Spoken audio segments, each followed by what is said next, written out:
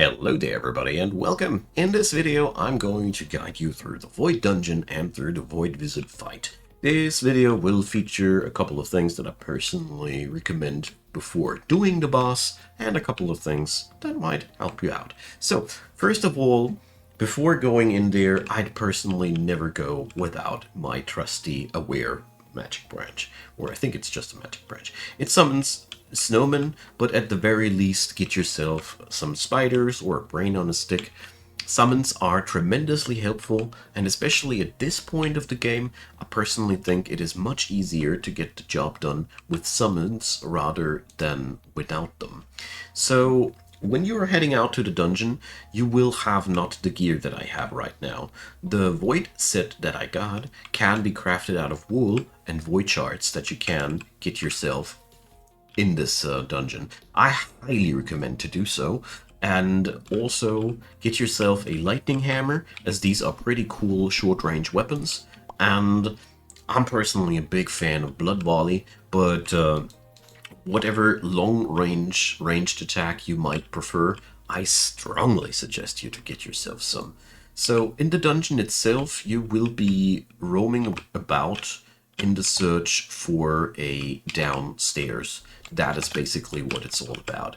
Care about these traps here, as these can be really nasty. And at the same time, they can also be used to get yourself traps for your own liking. But I see here that purple shine, that's what I'm looking for. So we're getting ourselves here just a pickaxe out and grind ourselves through the dungeon wall. That's what you're looking for. That's what you need.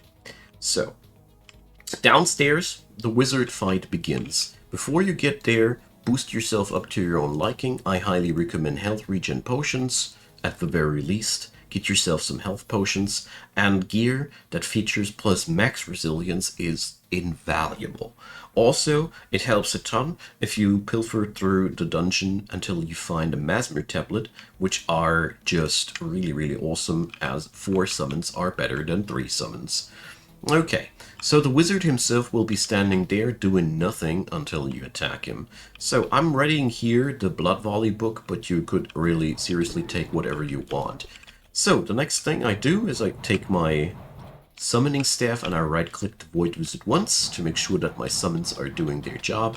And from this point on, the Void Wizard is a lot about kiting. This is basically kiting the boss, because he's really, as you see here, firing a lot of projectiles.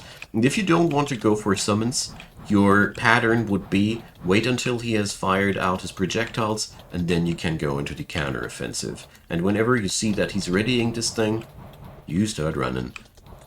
Also, as you notice, as the fight goes further, there's a bouncing things here, and this is now the last phase of the battle, where our dear friend is pissed, and his attacks are way faster. This is the last third of his HP bar, and this is why I personally recommend you to just have some summons, because you will be busy kiting a lot during the last part of the fight. And this is also why I personally love Blood Bolt so much, because Blood Bolt gives you a projectile that'll follow the enemy. I fought really badly here, but as you see, the build carried me. You can do this, obviously, with other more well, challenging builds, namely melee or something like that.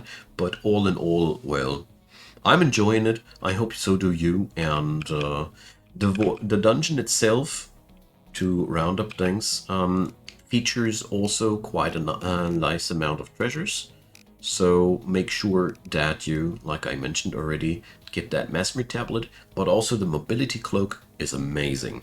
Pair it with a couple of fins, which you can fish out of all manner of different forest biome thingies, and you get an item that gives you mobility out of combat and in the water.